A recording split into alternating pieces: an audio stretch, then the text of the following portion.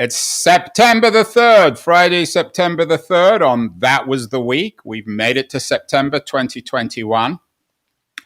And according to Keith, at least in his newsletter, something outrageous happened last week. The South Korean government, this is a theme we've been dealing with on a weekly basis, really throughout the year. The South Korean government is now taking on big tech, and Keith, as always, is horrified by the behavior of these terribly immoral governments. Keith, what have the South Koreans been doing this week that's upset you so much? I don't think you could characterize me as upset, Andrew. That would angry.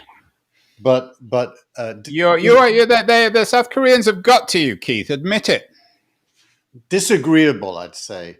So what they've done is, dear listeners, is the South African government passed a law. No, that was a Freudian error, not South African. South Korean. The South Big Korean difference between South Africa and South Korea. Passed a law forcing Apple and Google to allow third-party app developers to build their own payment systems into apps that go through the App Store, thus creating a backdoor so that Apple doesn't know how much money they make and can't share in it. That's what they did. And why is that? Hold on. Before you get to the critique, let's try to be generous to the South Koreans. What are they trying to do here? What's the goal? What's the intent? Because the South Korean governments are rarely doing something thoughtlessly. There must be something going on. Well, they don't believe that Apple and Google should be able to take money from apps sitting on Android or iOS without giving the app developers alternate methods of collecting money from their users. That's their belief. Now, tell me when I can do the critique, because the critique's a bit more interesting than the statement, I think. Well, that sounds to me like a fair concern. If the app developers are happy, they can stay. If they don't want to, then they can choose to exit or to use alternatives that the South Koreans are offering. Wouldn't it be fair to say that both Apple and Google, because they own both the hardware and the platforms, are controlling this market in a way that troubles some people, at least?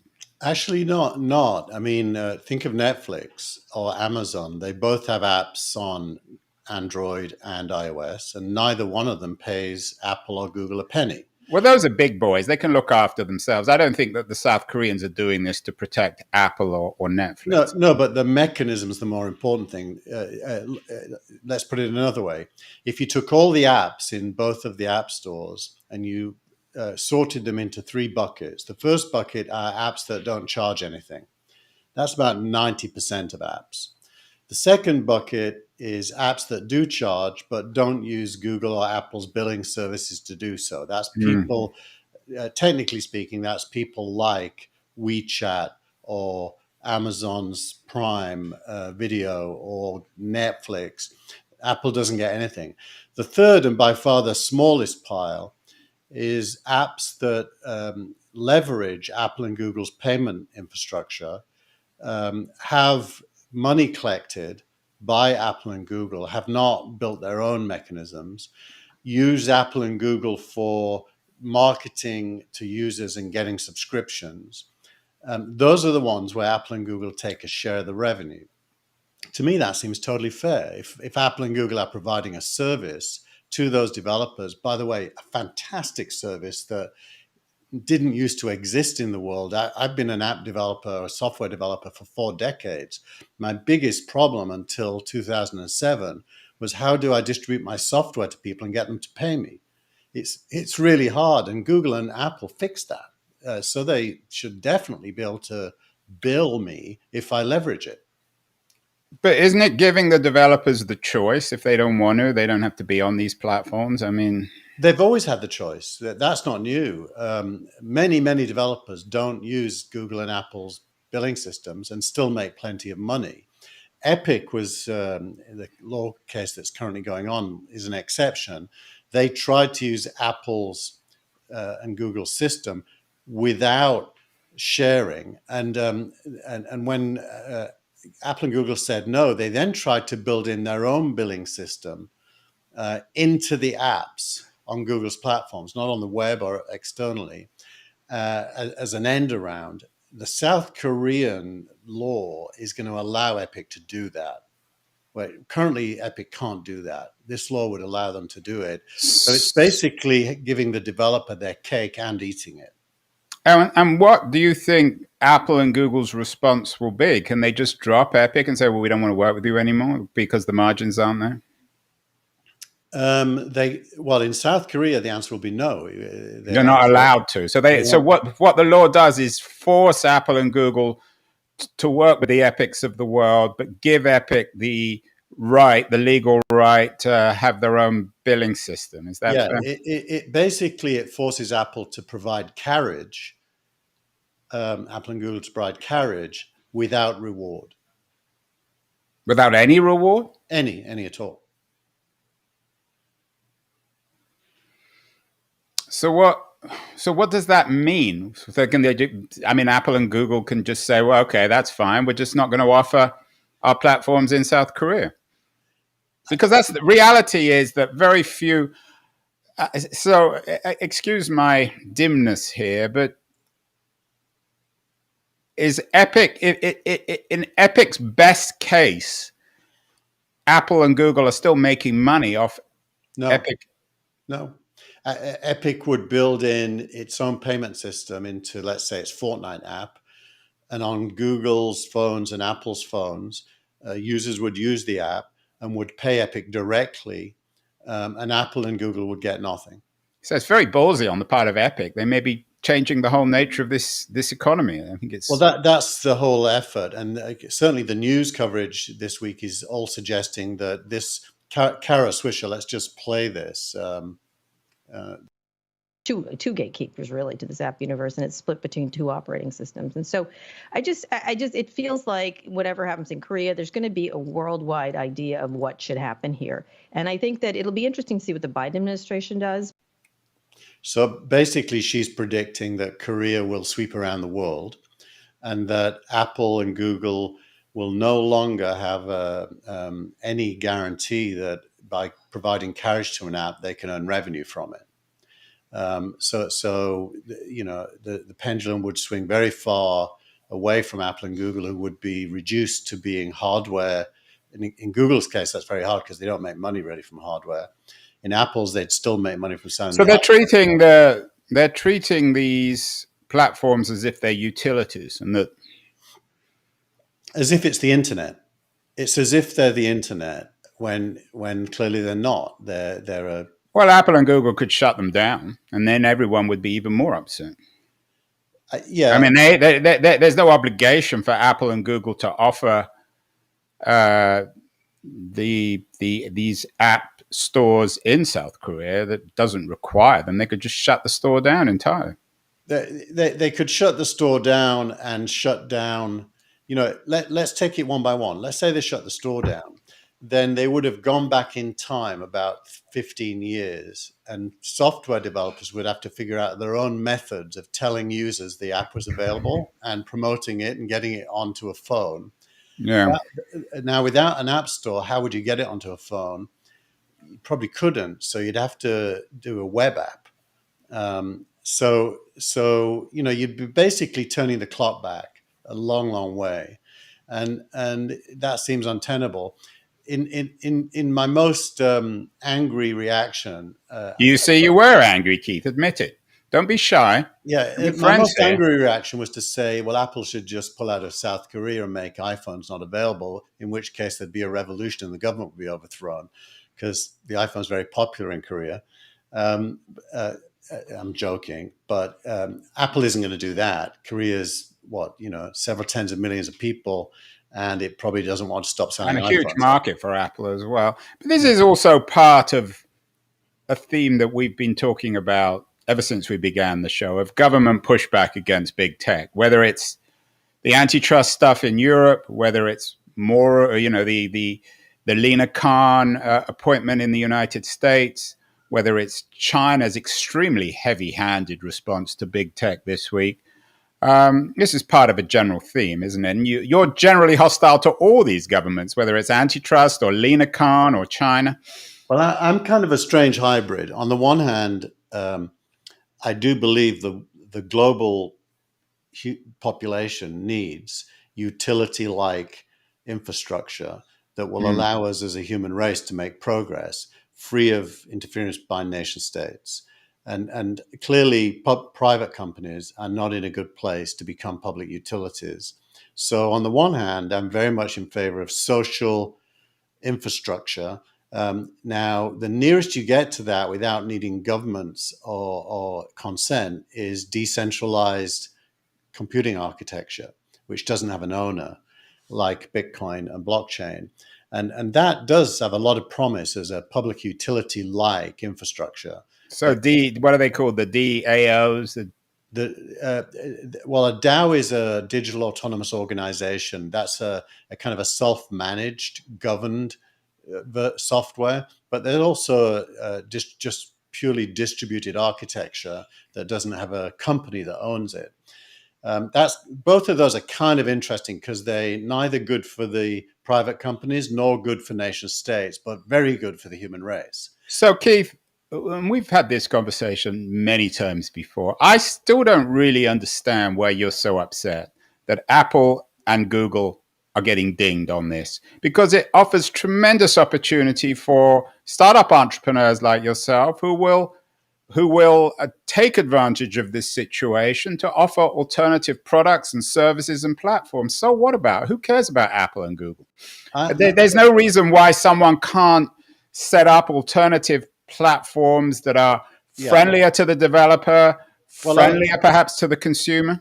Yeah, I have two reasons for being angry. The first is, as a developer myself, I can't tell you how beneficial these two platforms are to me as a developer from the point of view of distributing my software to billions of users. Right. So it's like shutting down the internet, really, what you're saying. And they do it for free, by the way. Unless I'm charging using their services, I don't pay them a penny for that. And it's a massive plus for me. And then the second reason I'm angry is there's a part of me that, as a company builder, that objects to the idea that when a company is successful, it by definition becomes bad and needs to be regulated. I actually don't agree with that. I think success is the goal of every company. And if the fear is that when you are successful, you will be prevented from continuing to be, it disincentivizes the entire process. So it impacts innovation and the desire to be. I don't buy that. I think that's wrong, because no startup entrepreneur is going to say to themselves, well, I'm not going to develop an alternative to the Apple Store or the Google Store, because if I become if I build a $1 trillion company, eventually I'm going to get attacked by government. I mean, everybody recognizes that's a reality, and everyone be willing to take that risk. I just don't buy that. You're a sociologist, Andrew, by background. I'm not a sociologist. I'm just being logical here. No, I'm not accusing you. I thought you actually taught sociology at one point. I've taught many things, not very well, but I wouldn't call myself a sociologist. Well, what I was about to say was, for those in the audience who are familiar with social and economic history and thinking, what this really is an example of a famous quote by Karl Marx when he said, the productive forces are held back by the social relations of production. And what he meant by that is that society in its current organization holds back innovation. And the form it takes in 2021 is nation states not understanding big tech. I don't buy that either, because nation states are as much a reality. They're not going away as big tech. There's no evidence of any kind of international organization replacing them. If anything, states like China and perhaps even South Korea are stronger now than they've ever been. So I just don't buy that. I don't see why there's any incompatibility between big tech and and strong states. I mean, as long as the states just want to be able to control them, they're not trying to shut them down. They want to control them, but the control is to limit. It's not to enhance. If the state wanted to get involved to accelerate progress, I'd be all for it. But it gets involved to limit progress and therefore becomes a drag on history.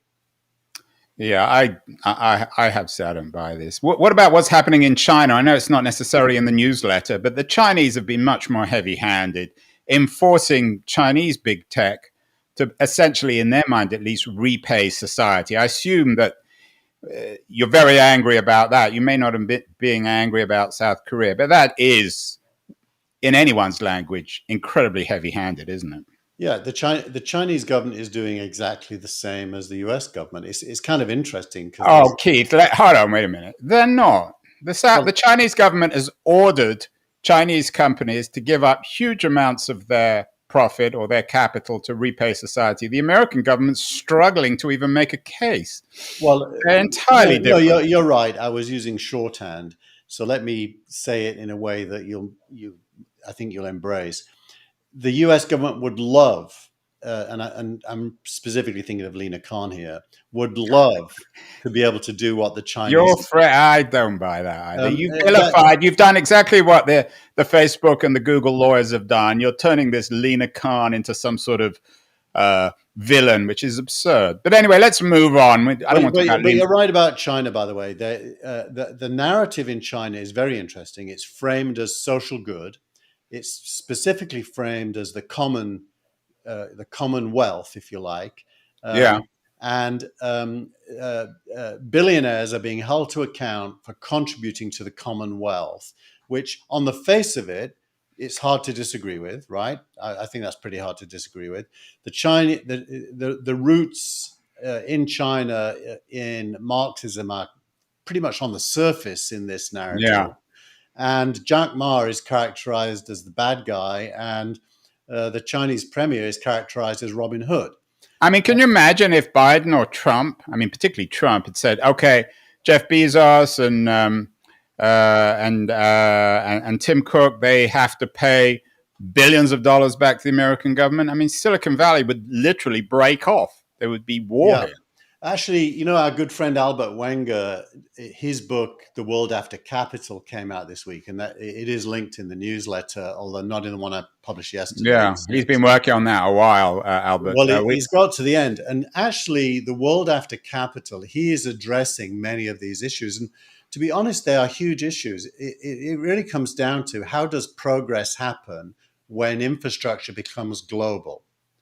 But as you said, when infrastructure becomes global, and the contradiction, if you want to use a Marxist or Hegelian term, is you still have states, political states, and power still resides at the national level or the state level, and business or technology exists outside, and that isn't going to change for most of this century. I will say that. I think it's unfair to characterize all governments as the same. Some are more innovative than the others. I'm curious, which government do you think is being the most innovative in dealing with all these threats and challenges and problems? Clearly not the South Korean or the French or the Chinese. Are there governments around the world? The Japanese government this week got a concession out of Apple that was kind of interesting and represented somewhat of mutual empathy between the two, although I sent you, I don't know if you put it in the newsletter, a link suggesting that if you put all the value of the 4 or the 5 big tech companies in Silicon Valley, they're worth more than the entire Japanese tech sector. So whereas is there any, because South Korean government has a legacy of nationalism and cultural nationalism, is there something going on here? Are the South Koreans playing the anti-American card? Are they somehow supporting the growth of app stores, local app stores, South Korean app stores? Not that I'm aware of, although, in my personal experience doing work in South Korea, when I had a company called Real Names that enabled the Hangul character set to be used as web addresses, I had a local competitor called PJ Lee, who had a company called Netpeer. And I remember landing at the airport and being surrounded by journalists and asked why an American company is trying to enable the Korean language's character set. Why wouldn't it be a local company? So you're right. There is a lot of economic nationalism there. My answer was the local guy wasn't good enough to do it. That really made him unhappy and meant I was in the press for the next month, which of course was my goal. Yeah, this story, Keith, is certainly not going away, and I think it's a really important story in historical terms. The response of these governments to big tech. It's not surprising though that big tech has a bad reputation. One of your other stories this week is on the Theranos trial, one of the great tech frauds of the early 21st century. Yes. The trial hasn't really got underway yet. It's at the jury choosing stage, but rumors are leaking out as to what is going to happen in the courtroom. The Wall Street Journal, by the way, did a great video documenting the history of Elizabeth Holmes' denial that anything was wrong. She apparently is now blaming her co-founder. Yeah, I was very intrigued by that. I'm curious, Keith. I'm putting words into your mouth. The idea that she was blaming her male, I don't even know if he's a co-founder or male friend, lover, who was somehow supporting No, he was her. co-founder and boyfriend. I mean, to me, let me ask you, because you're a little bit more you're a little bit more diplomatic than me. What's going on here? How can she blame a man? I think, so firstly, let's just acknowledge that Theranos was invested in by an unusual bunch of investors who are not mainstream Silicon Valley venture capitalists. But they came particularly through her relationships. They did. A good friend of mine, Tim Draper, was one of them, for example, and Tim trusted her. And Tim is nobody's fool. So she was able to, and secondly, it's deep science, if it works, because the claim was that it's a diagnostic blood test that can diagnose lots of different things. Well, they cooked all the tests, so they were just basically lying. But everything I've read on her, the books, the films, suggest that she was for everything else, she was a brilliant saleswoman. I mean, she convinced some of the more sophisticated scientists and commentators around the world that she was the next Steve Jobs. So having done that and then saying, well, it was all a fraud and I'm blaming my co-founder seems a little rich, isn't it? Well, what she's going to say, I think, and I don't know this for a fact, but based on the rumors is, I didn't know it didn't work. I believed him. So, Keith, true or false? Do we believe Elizabeth? I think the weight of if we what really would Marx say about this? Don't you have a Marx quote on it? You got a Marx quote for everything else. Karl Marx said, "Never trust the medicine man." I think that was a Grateful Dead song as well. I'm also, and again, I don't want to get into too much trouble here, but I know a number of very senior female tech people in Silicon Valley, and Holmes still remains a heroine to them. So there's still something, in spite of all this, there's still something very compelling about her. Can she come back, do you think? I don't think so. And I'm surprised she's still a heroine. I would have thought she would have not been able to have any kind of a status now because she's been exposed, theoretically, at least as a liar. There is that whole fake news thing where if you repeat the rumor enough, it ends up being true. And I don't know for a fact she's a liar, but certainly, the wind is blowing in that direction. Has she made you angry, Keith? She hasn't made me angry. Disappointed, I'd say. Well, one person who's very good at making people angry is Salman Rushdie. He made many Muslims around the world angry with his book, The Satanic Verses, and he's in this tech news this week. He's the last person to show up. What's Rushdie been up to? Rushdie has been signed up by our good friend Hamish McKenzie at Substack as one of his named authors on the platform, and he's going to start serializing a new book using Substack. Obviously, they must be paying him. I'm guessing they're paying him. Well, we would hope so. And I hope they're going to allow that in South Korea. And Substack seems to be, they've raised quite a bit of money. They're putting it to what looks like good use. And as far as one can tell, are one of the leading figures in the creator economy. There was another famous person, David Sachs, this week announced Call-In, which is derived from radio call-in shows. I was particularly intrigued with the Rushdie news because as an author myself, who understands both the strengths and particularly the weaknesses of the publishing business and its failure to market product, market authors, build brands, I think what Substack are doing through Rushdie is really interesting. Yeah, don't disagree. I don't disagree. I think Substack itself is becoming interesting.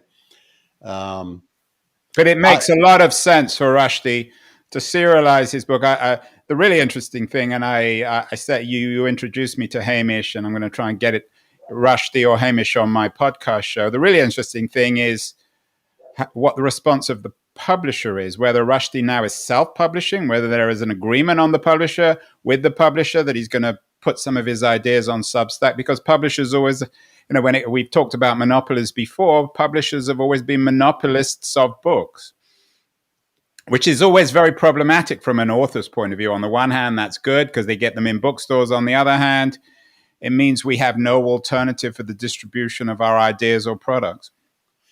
Yeah, well, that's the eternal dilemma, isn't it, of the creator? I'd say your dilemma with the publisher is the same as Google and Apple's dilemma with South Korea. There are always controlling elements that limit your field of operation.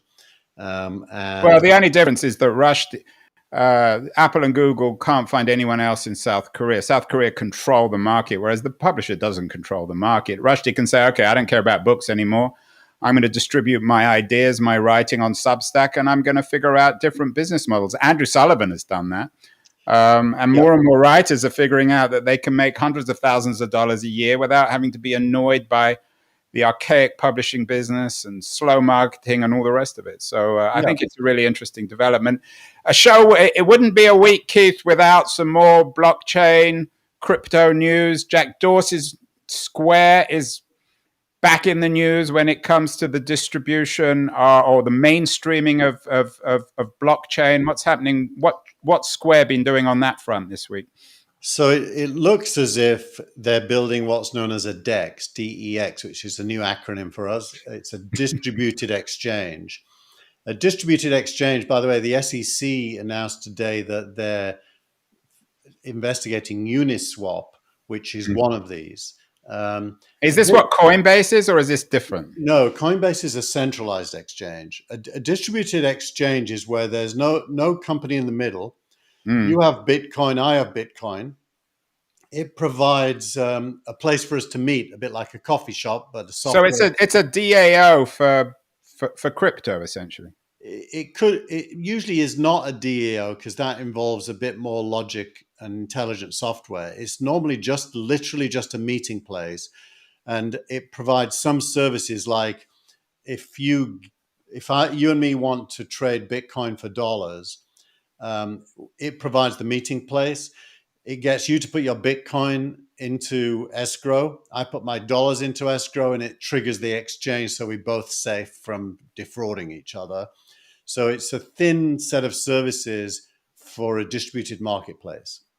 Hasn't PayPal, and I'm not sure about Stripe, but didn't PayPal come out with a similar announcement this week?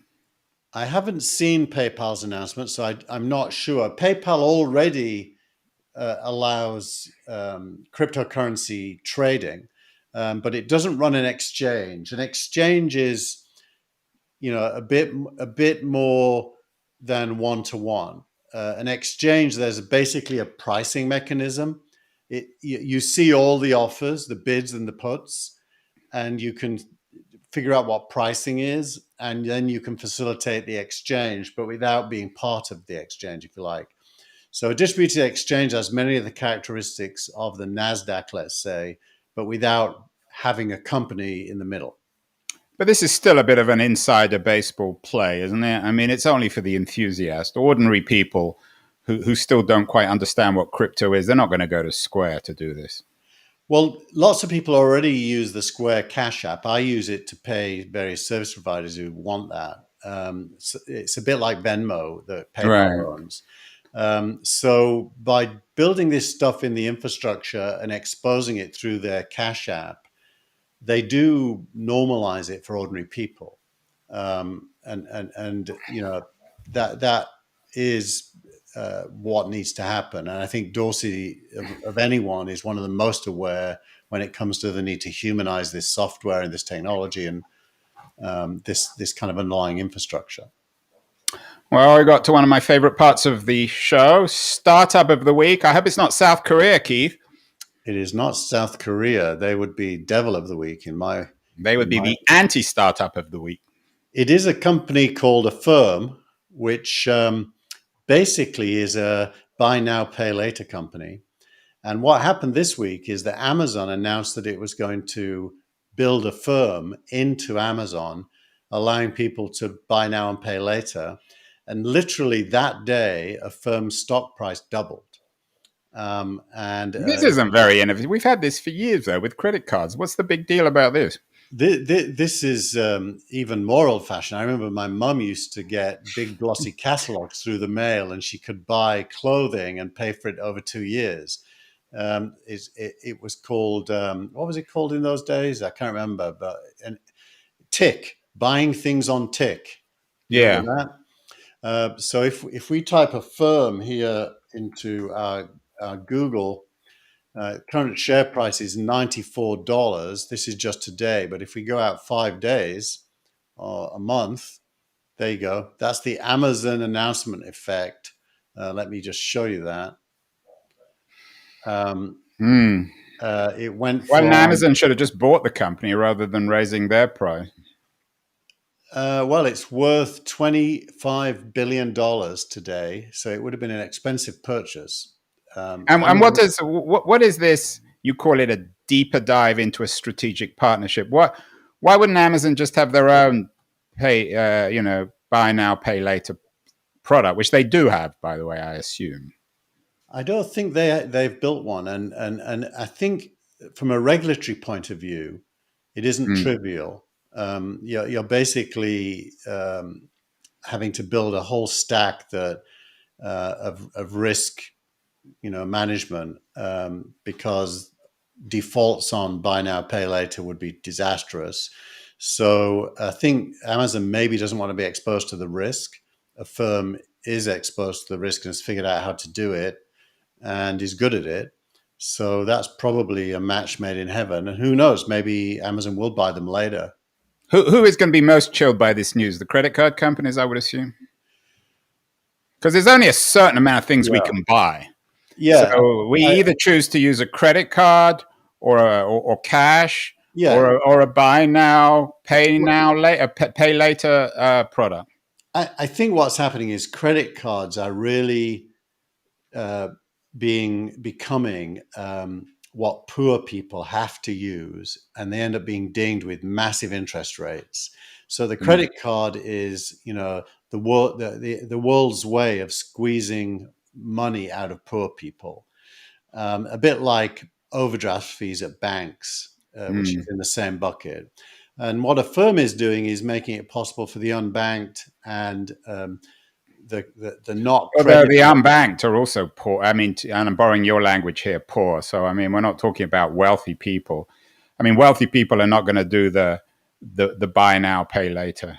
No, although they do for cars. Like if I was to go and buy a Tesla, it's kind of interesting to pay monthly instead of paying $100,000 up front. Yeah, but you can do that. You can do that anyway. Yeah, you can. And people do that for big purchases like homes. What is a mortgage other than buy now, pay later?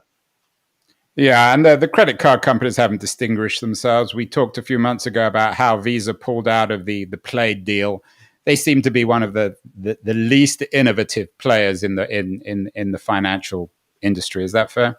Yeah, I think so. What you're saying is don't buy Visa or MasterCard stock. I don't know about buying their stock, but try not to use their credit cards. It's funny, my son my oldest son, as he was leaving for university last week, said, "Should I get a credit card so I can build a credit record?" And of course, the whole world works on credit scores. And if you don't use credit, you don't get a score, which is ridiculous. So I think new methods of judging whether somebody is trustworthy are going to probably replace Well, credit. Michael Furtick at Reputation.com, an old friend, he's the founder, and I think he's the chairman now, but he was the CEO. I mean, that was his whole goal at Reputation.com. So Yeah. it's always timing on this front. There are going to be some people, Keith, watching who will be offended with your reference to poor people. Your tweet of the week touches on another area which offends people, ageism. What's the tweet of the week? The tweet of the week is from Laurel Tooby, who I don't know. I do know her. I can't remember how I know her, but I do know her. And she's applauding Cindy Gallup, who wrote something about ageism. Here, I'm seeing ageism in venture capital and the startup community, and it ain't pretty. This is the next ism to be tackled. And as a thriving 67-year-old, I could not agree more. I think there, I don't speak out about ageism because, you kind of expose your weakness by doing it. And I'd rather just do interesting things and have people find them interesting and engage with me. And if they choose not to because of my age, I tend to keep quiet about it. And just move on, because who would want to be doing business with those people anyway? But ageism is probably the least spoken about. It's very real, and it's kind of thought to be okay because society does consider it reasonable that at a certain age people should stop participating in society. Well, I don't know. I mean, that to me, that's absurd. Who has ever said that? What do you mean, stop participating in society? Well, not get a job that a younger person might be up for, because you've kind of had. But you can't blame companies for preferring to hire younger people. They charge less usually. Often they have more energy. So, I mean, no one's going to hire an 85-year-old. At a certain point, I don't even think there's anything wrong with ageism. You're going to employ someone who's 100 years old? No, that is my point, that the world doesn't really think there's anything wrong with ageism. And I can tell you, I'm in the venture capital sphere, and it is a youngish person's game. I play it as well as anyone, and I have no intention of retiring anytime soon, and I'll probably still be doing it in 10 years' time. And I don't talk about ageism because I don't see how it would benefit me to talk about it, but I do deal with it. I realized who Laurel Tooby is. She was the founder of Media Bistro, and she and I have crossed paths. Well, when it comes to ageism, Keith, what about the Ronaldo news? I assume that is beyond ageism. Who would want to spend millions of dollars on? How old is he? 38. Well, you've got to remember Manchester United's stock price went up $200 million the day they announced it, which is many times more than they're paying him. And they've run out of shirts to sell now as well. So they're probably... Is he indestructible, Ronaldo? Will he be still playing at 86? You know what he teaches us, Andrew, is if you look after yourself, 36 is still young. And he really... the relationship between talent and work, in his case, is heavily on the work side. He works very hard. He apparently is the best trainer in every club he's in. He really wants to be good. He's committed to being good, and he puts the effort in to be good. And that lifts him well above the average. By the way, I interviewed Sergey Young, who runs what he calls the longevity fund. He has a $100 million fund investing in technologies that will extend us, so that he suggests by the end of the century we'll be living to 150 or 200. Have you come across Sergey? You should have him on the show, or certainly look at his stuff. Anyway, Keith, that was the week. If we believe Sergey, you and I will be doing this show for at least another 100 years, so that's good news. It is good news. And go to thatwastheweek.com and read the newsletter. Read why Keith was so upset this week. Congratulations to South Korea. We will be back next week to discuss everything in tech. Have a great week, Keith. You too. Bye.